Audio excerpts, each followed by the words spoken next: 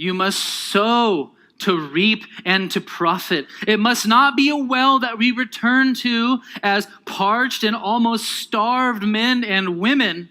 If one's heart is distant from God, your thought life will reflect that. Your thought life will reflect that. You cannot be far from God in heart and near to God in thought. No, they will correspond to one another. A distant heart will produce distant thoughts. A distant heart will produce distant thoughts. Isn't it easy just to read something just to satisfy your conscience? Just to satisfy, have I got my reading today? And then you read and you say, okay, I got it done. I can move on to the next thing.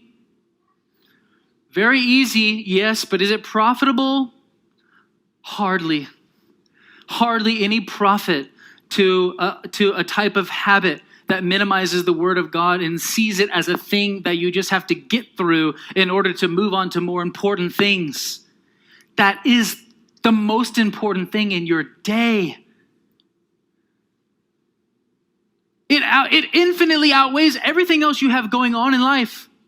Is your communion with Christ, the one who died for you, the one who purchased you, and the one who saved you. You are no longer your own, but you are his.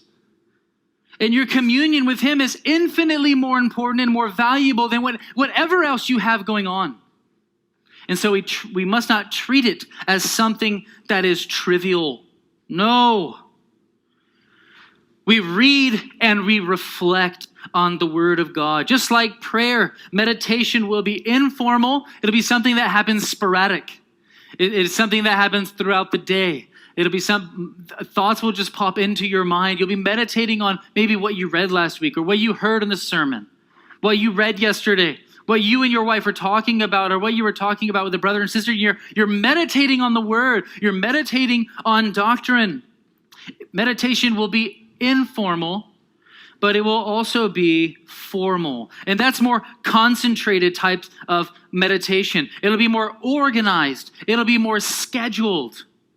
It'll be more scheduled. And brothers and sisters, you need to schedule Bible reading and reflection.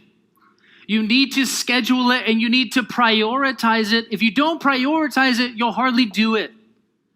You'll hardly do it. But listen, we prioritize a lot of things that are not near as important as Bible reading. We prioritize, and sometimes we just, you know what? The Lord is gracious. I'll just put my Bible reading aside today to go do that other thing. When we need to say, you know what? I don't know if I have enough time to read the Bible. I'm going to have to reschedule you. I'm going to have to reschedule this. Bible reading and prayer is not something that you find time for. You make time for it.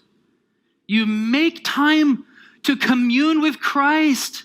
He is the priority of your life. You need to prioritize communion with him.